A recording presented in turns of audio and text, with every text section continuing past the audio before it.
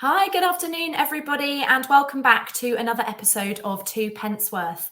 This is a series where we hear all about the stories, the successes, and the challenges of female founders in climate tech. Earlier on this year, I was absolutely shocked to discover that in 2022, for every £1 of VC money that was invested, less than 2 pence went to companies with female founding teams. So I wanted to try and do my part to raise the profile and to put a spotlight on the successes of some of the fantastic female founders that are out there in the world of climate. I wanted to provide a space where we could celebrate their wins, where we could acknowledge the challenges that they faced along the way, but most importantly, where we could share the resources, the advice, the tips that they've used to help them along the way. So we can try collectively to make that path a little bit smoother for anybody following in their footsteps. If you've missed any of our previous episodes, we have heard from some truly inspiring founders about their successes, and we've had some amazing recommendations of resources, some of which I've started using myself already. So if you haven't seen any of them, please do go and check those out. You can see them on my LinkedIn profile. You can find them in video form on the Above and Beyond YouTube channel, or if podcasts are your thing, then you can get us on Apple Podcasts or Spotify. Today, we are joined by Alexandra Birtles, co-founder and CEO of In Good Company, a tech platform that connects conscious consumers with ethical local businesses and launched in London in 2022. Alex has a clear passion for promoting gender equality and for helping women succeed through adversity, and she's worked as trustee of the Young Women's Trust for over 7 years. And with over a decade of experience spent working in marketing, communications, customer loyalty, and digital products, she has built up the ideal skill set with which to launch a business. She's also managed to fit in some amazing stints traveling and advising the government on test and trace strategy for COVID-19. So I'm really looking forward to hearing about that. So Alex, thank you so much for joining me today. Thank you so much for having me, Jerry. And it's always, I'm just beaming because it's so nice when somebody else describes you and lists off things that you're often too embarrassed or kind of to say about yourself. So yeah, thank you. You can have me as your personal hype woman. Cool. So first of all, Alex, are you happy to just tell us a bit more about In Good Company? Talk us through what the platform does, who is it for, and what makes it unique? Yeah, absolutely. So you touched on me going traveling. So I decided, which is actually when I came up with the original idea for In Good Company. So I'd spent 9 years working at then FTSE 250 Talk, doing a range of jobs, which you talked about. And I had always kind of taken roles that were really at the intersection of how you can use business as a force for good. And so a lot of the work I'd done at Talk, not only around kind of customer loyalty, had been around protecting children online, digital inclusion, so how we help more people who aren't online. It's so funny, we take it all for granted, but there are so many people who don't still have access to the internet. We did a lot on that at Talk and making it more affordable and helping people get online. So I'd always had this kind of passion for how business and commercial can be used as a force for good. And I had done my kind of 9 years there and thought it's time for something new. And I took myself off and did a millennial sabbatical, millennial backpacking gap year, and went traveling around Asia. And it was while I was out in Nepal and Cambodia, particularly, that I really started properly discovering what we would refer to as kind of social enterprises or, mission-driven businesses. And they ranged from coffee shops and hotels to activities or boutiques, but had giving back at the heart of what they were doing. So, they were providing employment to, for example, women who struggled to have economic independence, or there was actually an amazing chain of beauty salons for which employed people who were blind and then struggled to get kind of other work. And, the view being actually, if you're giving a massage, you don't need to be able to see because it's with your hands. So, so there are all these amazing places, and it was really commonplace that kind of business had this component of giving back and making the community and making the lives of the people who live there better. And so I started really discovering them, but it was quite ad hoc, quite hard to find them. I remember distinctly going on to, I think it was, the Rough Guide or Lonely Planet, and they were like, oh, social enterprises are great. You should Google social enterprise plus the name of the location you're going to. And I just thought, this is rubbish. Like, I have an app for everything. There must be a better way. Yeah, exactly. And so I texted somebody I used to work with at TalkTalk and was like, how hard would it be to build this app? And, fast forward a little bit, I came back to the UK. Some other things happened, including the COVID-19 pandemic. And so I kind of put it to the side. But I realized that we also have a really flourishing mission, purpose-driven business sector in the UK. And yes, it's about social, but actually increasingly it's also about climate and sustainability. So zero waste shops, restaurants who are properly doing sustainable sourcing, incorporating zero waste principles, green tech, doing ethical supply chain sourcing. And there's this whole kind of hidden world of these impact businesses, and I love them, and I know other people love them, but they're really hard to find. And again, it just came, it was the kind of nugget of the idea behind In Good Company is I can get something delivered to my house in 15 minutes. I can watch millions of hours of everything online. Everything is so convenient, and yet when I want to go out into the real world and I want to meet a friend for coffee and I want to have an experience, and that became so much more something of importance post the pandemic when we didn't have those things. Yeah. I want to go out, I want to connect with people, I want to feel good, right? I want to have a good experience, but I also want to feel nice. I don't get that when I just go into a high street coffee shop chain. Yeah, they give me coffee, but like I don't feel much. And particularly in cost of living time, when actually we're thinking more about what we're spending, and we want to feel, and we want to feel connected, we want to feel part of something, we want to feel good. And so the thing was, how can we bring that kind of tech convenience, so on my phone, on my laptop, but I can help you go out, have real world experiences, and support businesses and business owners who are not just trying to run a business and make a profit, but are also trying to save the world at the same time. Yeah, absolutely. And I think you're right. I think during the pandemic, and we saw so many small local businesses fail or go through really tough times as a result of that. I think we kind of came out of that even more motivated and galvanized to want to support those businesses that were local, that were and trying to do the right things by the right people and put our money there. But you're right, the technology hasn't, prior to In Good Company, been there to help us to make that choice. Yeah. Our choice has always been based on what's quickest to get to, what's easiest, not what's best for the world. Yeah, exactly. And I think for me, it's the kind of, when I come out of a tube station in London and, eventually when I get off my bus, or, I'm in a different neck of the woods across the UK, it's I can see a Pret or a Starbucks or whatever right in front of me. But actually, did you know, if you just turn around the corner, there is an amazing Redemption Roasters, who were the world's first behind bars coffee company, and they have their roastery in prisons, and they provide employment to ex-offenders, and and by the way, it is exceptional coffee. Don't think they're actually more expensive, and it's also a really cool, unique space. And so it's kind of, how can we bring that convenience to this sector?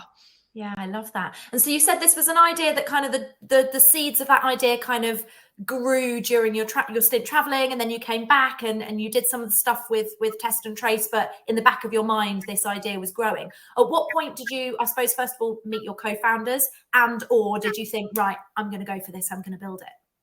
Yeah, so I'd met my co-founder Sarah actually just before the pandemic. We were both taking part in a course that was really to help people start kind of climate sustainable social enterprise businesses. And we'd kept in touch, and we both liked the idea, but kind of didn't, for life reasons, take the plunge. And I'll never forget, there's an amazing book by Elizabeth Gilbert. It's propping up my laptop right now, and she has this idea. Yeah, I won't pull it out to show you, because otherwise the laptop's going to go everywhere.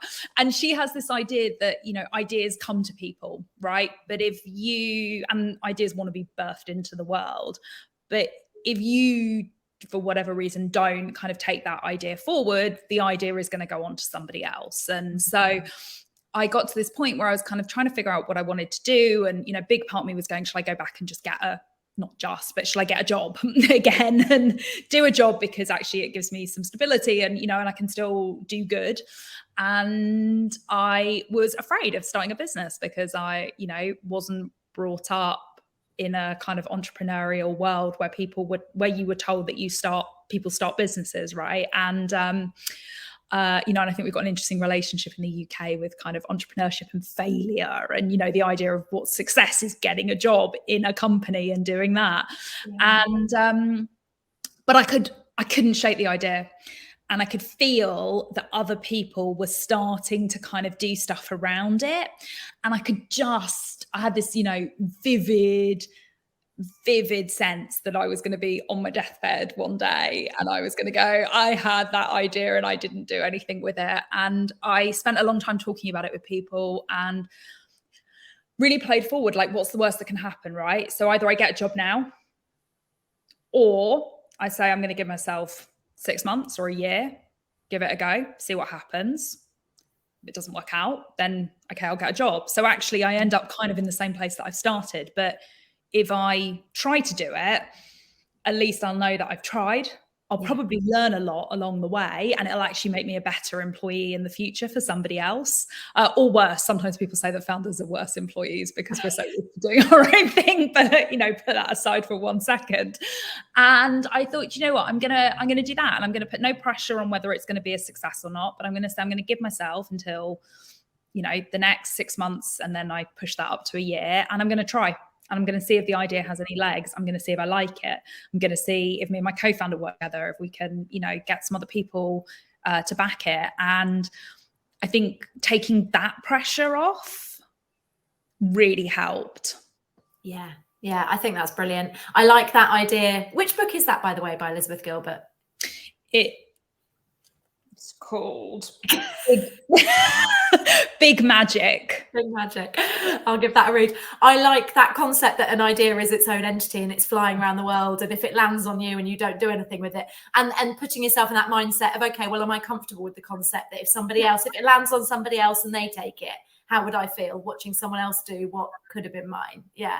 And also that mentality of, again, what's the worst that could happen? If this fails, then how bad would that be? And I think as long as you can swallow that pride and that ego and think it would be okay, I would still be okay, then you've got to do it. Amazing. So so that was when you met Sarah, and then talk me through those kind of early days of getting it off the ground. When was this? What year was this? 2021, 2020? Yeah, so this was 21. So we incorporated in December 21, and then we were both still working on it part-time. So we spent a little while longer working on it part-time. And for us, it was that early stage was really about, and Sarah, my co-founder, was very good at this. I think if you're going to work with a co-founder, find the yin to your yang. Though I am the kind of slightly mad ideas, like, oh, we could do this. Yeah, let's do that tomorrow. And kind of, and Sarah is much more considered, and kind of challenges me on things. And it provides a really good balance between the two of us. And, one thing she said was, she was like, I really want to make sure we've done the research. We've spoken to enough people. We genuinely think this isn't just something that we want, and it's something that actually businesses want, that the impact businesses we're trying to support are after, and that we're going to have consumers. And so really getting into the kind of testing and learning that, and develop the business model and think about the financials and go through that kind of process. And we did some prototyping and testing. We did a lot of deep customer research, interviews, spent a lot of time visiting and talking to businesses. And, I think that really built our confidence in kind of then going sort of all in. And we did a kind of first stage product last year. We, in May this year, launched the second version, which has been in a kind of closed-ish beta. So we have been keeping it kind of a little bit ring-fenced while we do some testing and just make sure things are working really well. But we've had over 2,000 people using the platform since the end of May, which is amazing. More than I thought. Discovering businesses. We've got about 350 businesses on there at the moment in London, and lots more to come. And we'll be doing our big public launch in the next couple of weeks, and then launching a full mobile app, because at the moment it's browser based. So lots more to come. That's so exciting. So yeah, sounds like you put a lot of that, held yourselves back to do a lot of that testing the hypothesis. Is there an appetite for this, to get yourselves at a really strong position to build the right thing first, and did all that preparation. Exciting. Yeah. And I love, your point about needing your yin to your yang is so right. We ran a leadership workshop last month. And the person who hosted that is a leadership coach with years of experience. And he said, in every business, you need a maniac and a minder. So it sounds like you're the maniac and Sarah's your minder. Yeah. And I think it works really well. And there are times when we both really frustrate each other, but we've built, hopefully, and hopefully she'd agree with me if you asked her as well. We built a really honest relationship, right? So we were able to talk about that and kind of be, have those moments of tension and then come back and go, actually, do you know what? We're better because we've had that, and we've challenged each other, we've compromised, or we've, made the decision together, and I thought it through.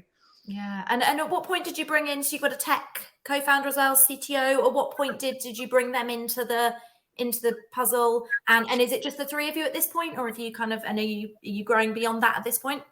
Yeah, so we're growing beyond that. So really fortunate. So Chris, our CTO, who is phenomenal tech brain, worked for Tesco's, Amazon, BBC Worldwide.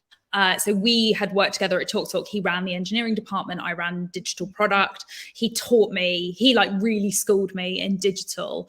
And we had a great relationship. And I reached out to him to ask his advice. And he said, this sounds really interesting. I'd actually quite like to be involved. And so Chris came in early on a kind of equity deal as a CTO.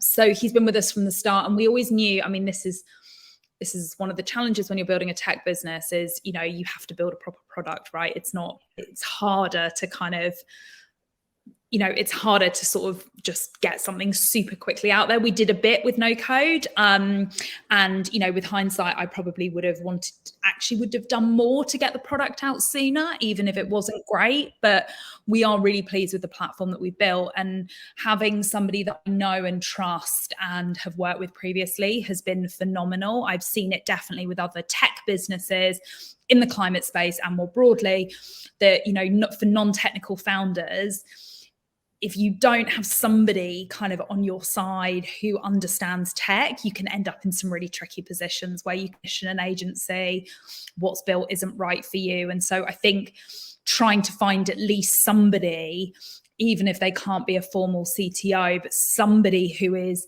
with you that can support you if you are a non-technical founder, and building a tech business, that's really key. And so I'm very lucky with Chris that we got on well, and had worked together previously, and he wanted to be involved. We have another full-time developer who's based here in London. And then actually we've just hired an amazing woman who's based in Kenya. And that is through a kind of another startup who's working to help get 10 million young African professionals with a big focus on women into tech roles. And so we've taken on somebody through that program as well. And Faith has been with us for about 3 weeks, and she's just amazing. And that's an incredible thing to do. So we're really big on also, how we can kind of help people progress in their careers, bring more diversity in, so we're 2 female founders. We have 2 developers, both women, 1 Black, 1 Asian. And then we do have an agency support, and actually our developer in our outsource partner is also a woman. So we are heavily female in tech. Poor Chris.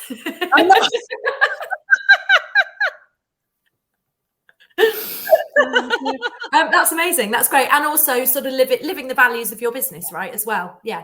So important. Okay. And how's that been then? How have you found that experience? Not maybe even just as a founder, but kind of coming up through your career in the corporate world as well, being a woman in business, building a career. How has that experience been for you? And where do you feel perhaps you or you and Sarah have faced kind of adversity that you feel was gender-based in some way? Yeah, it's so funny. My views on kind of being a female founder or being a woman in business, continue to evolve and change. And sometimes you ask me week to week and I'll give you a slightly different answer, because I think it's something that isn't black and white. And I think I know so many incredible female founders. And so I can see all of these amazing women who are starting, running, building, scaling, exiting businesses, who show it can be done. And I was very lucky, for example, at Talk, you know, we had a female CEO, a female CFO, a female commercial director, you know, so we have women in leadership roles, not just in the traditional kind of HR and marketing that you might expect to see women in. And so, you know, we had a lot of women around in big, powerful roles. And we did used to joke also about the men who were, you know, slightly beaten down by all these strong women. You had to be a certain kind of man to work at Talk. And, you know, my mum has always been a, you know, big feminist, hugely inspirational figure to me. And so I've seen loads of women, you know, kind of bucking this trend. And, but we can't ignore that it's a problem. And it's much more of a problem if you're also, if you've got intersectionality. So if you're a Black or minority ethnic founder, female founder, I mean, that is so bad. But it's also a problem for Black men. You know, it's like, there are real problems. And I have definitely had moments where I've really felt it. Not as many as I would have thought, but you do get it, right? So I had this when I moved into technology, into a tech digital role. I had some people who really thought I wasn't capable. I had people who, when I moved out of communications into, and then into operations and then into commercial, thought I couldn't do numbers. I am one of those people where if you tell me I can't do something, it makes me really angry and I will do everything in my power to prove you wrong. And so I remember when I got told that I couldn't do spreadsheets and I went home and I spent like 48 hours straight building what was probably not a very like savvy spreadsheet, but it was a like intense beast of a spreadsheet, you know, to prove I could do it. You know, if you tell me I can't wear pink to go pitch to somebody, I'm going to turn up head to toe in pink. It just kind of that stuff, you know. But it is true. And I'm a little bit, I get very interesting different perspectives. I've heard some horror stories about what other women have been through. I personally think have had experiences where I have been grilled very, very heavily on my numbers. And I do think that is because I get that more as a woman. And I've not seen male peers get that same level of scrutiny. And so I think there is, whether it's conscious or unconscious, bias does come up there. I do think people quite like the fact we have a male CTO. And I don't think that's just because we're a tech business. I think they do like that as a kind of, it makes them feel, you know, reassured. But I also think that some of this maybe is a problem in the VC world, and that maybe we need to kind of not get so much into victim blaming. You know, women don't go out in wearing a short skirt and drink so much because, you know, and so I think it is wonderful that there is so much more support for female founders. But I think maybe we've reached the point where more advice for women to kind of teach us how to be less women or more able to show up in a room that's full of men. And actually it should be, well, maybe stop having so many white men in the room. And maybe that's what needs to change. And actually, maybe we just need to start putting more money into women. Yes. Or look at alternative financing if the VC world really doesn't think it wants to invest in diverse talent. Because you mentioned the 2 pence stat, but there are also so many stats that show that female businesses generate a much better return. So actually, financially, there's a huge opportunity there that's being missed out on. Yeah, absolutely. And I think you're totally right that it shouldn't be a case of, the onus shouldn't be on the female founders to think, how can we be doing this better? How can we prove more to them that we're capable, that we can do well? Because like you said, the stats are already there to show that female founded businesses perform well and are more profitable. The onus, you're absolutely right, should be on the people holding the purse strings. And because the problem is that, unfortunately, the reason a lot of these businesses aren't succeeding and aren't scaling to that next level, if they're not, is because they're not being given the money. Yeah, exactly. Not because they're doing it, they just need the money to unlock that next level of growth, right? Yeah, exactly. Yeah. And there are some brilliant examples of VCs that are bucking that trend, but not enough. Yeah. And I think the other thing is actually also, what do we want from businesses, right? So are our business role models WeWork, right? Whose founder obviously lots going on there. I'm not going to try and unpack it all. Has just been given a lot more money for his next business. And you go, well, is that what we want? Is that who our business role models are? Are those the kind of companies we want? Or do we want companies that are tackling issues like climate tech, or that are providing innovative products and services for very large, traditionally overlooked markets?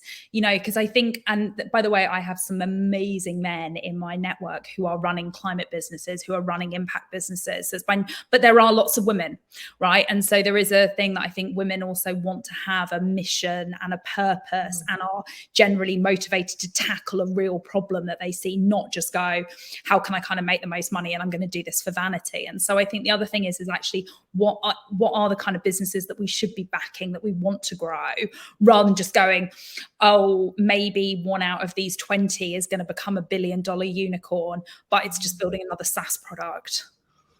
And I wonder if partly that's because, I'm about to make a real stretch here, so I might be totally wrong, right? But maybe is that partly because women are more scared, I suppose, to put ourselves out there, to take that leap, to become founders, to do it, either because we haven't been given enough examples that we can, or we haven't been taught to believe it's something that we're capable of, or there's a confidence gap. So I feel like as a woman, to do that, it has to be something you really deeply care about, where the problem is bigger than you and you care so much about it that actually you're going to put that fear to one side and go for it. And so maybe is that why there are more women running impact businesses than there are trying to run the next SaaS unicorn? Yeah, I think that may be well right. And I think the other thing is, I mean, and this is, again, you know, this is more anecdotal there, but, you know, there are the studies that show women don't go for jobs unless they hit more than 80% of the qualifications. And that's pretty well proven. And I think, you know, the thing I do think is that, so with my financial model, for example, right, it is super robust. I've spent a lot of time on it, and I can defend and explain every single calculation in it, because I know if I get grilled on it and I can't, then that's going to be double marks against me. That's my kind of perception of the world. And, you know, so that means I'm not going to stand up and just go, here's my hockey stick. Yeah. And it's got nothing but, you know, behind it. And I think, you know, so I think there's that other thing where, some of those characteristics that you can see more in women also then play into that kind of funding landscape. But I think it's really interesting about that kind of actually, and I think that's a superpower of being a female founder, right? Is you become obsessed with the problem and you're so passionate and you want to solve it.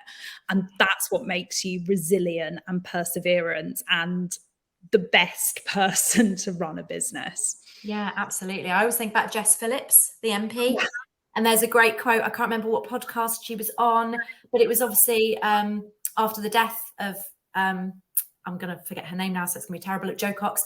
After the death of Jo Cox, her son said to her, "Mum, is it really worth it to keep fighting, to keep going out, to keep speaking up for women's rights when you are putting yourself and potentially us in danger? Is it worth it?" And she just said, the problem is, it is.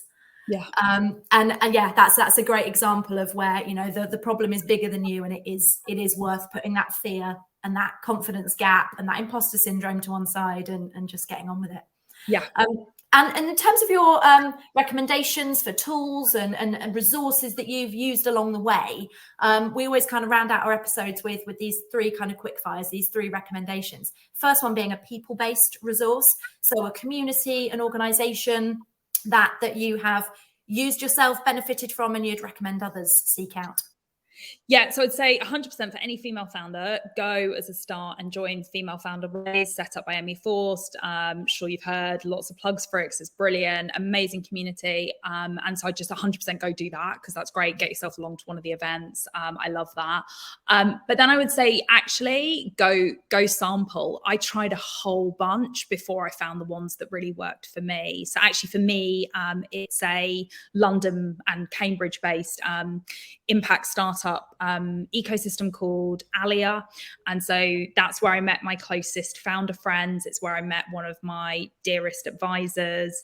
That was where I found my tribe, but I went and tried a whole bunch and I still try some today. And so the thing for me is like, if one doesn't resonate for you, just keep trying because you will find them out there. The other plug I would say is for Founder Catalyst. If you're looking to raise, they are an amazing resource, particularly for first-time founders or you're doing a first raise. But the thing they come with is probably the best founder WhatsApp group. And that is my number one. So yeah, you do have to pay to get in and you use them for your fundraising round. But yeah, do just keep trying. But yeah, Female Founder Rise, Alia, and Founder Catalyst. Fantastic. Thank you. I could swear I could do a whole podcast episode just on the world of professional WhatsApp groups. Oh my God, so many. I remember when WhatsApp groups, it was like not really appropriate to WhatsApp professional people on WhatsApp. And now it is just like, there are too many, but yeah. We've crossed that boundary and then some, haven't we? Anyway, there we go. I'll compartmentalize that. Okay, the second recommendation being a media-based resource. So a book, a podcast, a TED Talk, something media-based that you've benefited from. Yeah, so I would say the book 4,000 Weeks, which is a kind of anti-time management book. So basically it is going against all the stuff that says if you just use this tool, you'll master your to-do list and then have tons of time left over to bake and clean and, do all the things. And this basically says it's an absolute lie. Time is finite. That is part of being human. You have 4,000 weeks in the world. And so think about how you want to spend your time. And that is amazing. But I dip into it all the time and I always come away with a different message. And that's where I got a lot of my kind of actually take the time to really appreciate the journey. And even when it's really, really tough as a founder, actually take a step back and go, do you know what? I am so lucky that I am in the position to have this really difficult moment, because I wouldn't be having it if I hadn't taken the decision to go down this path.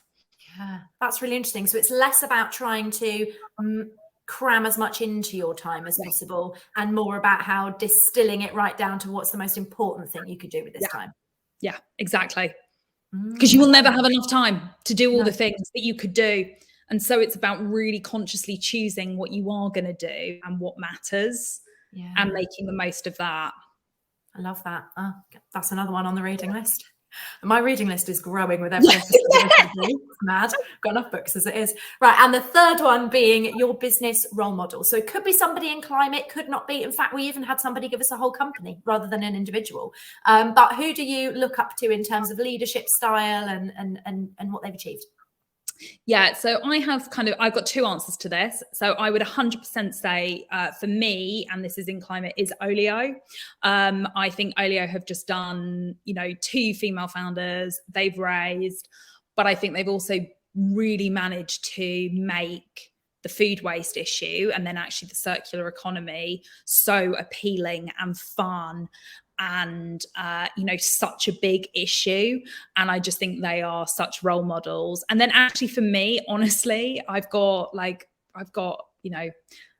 more role models than I have fingers and toes, because for me, it's not necessarily about the names, it's about the individual founders that I admire.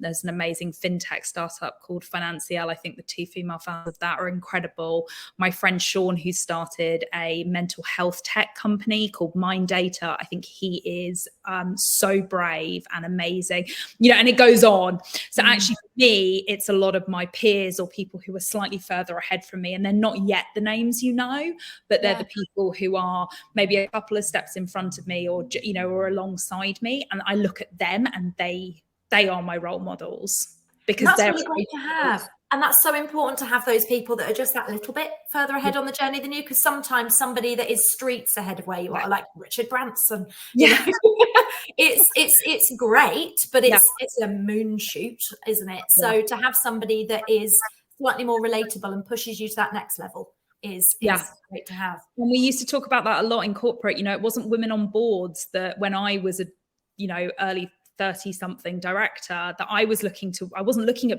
women on boards. I was looking at women who were chiefs and CEOs.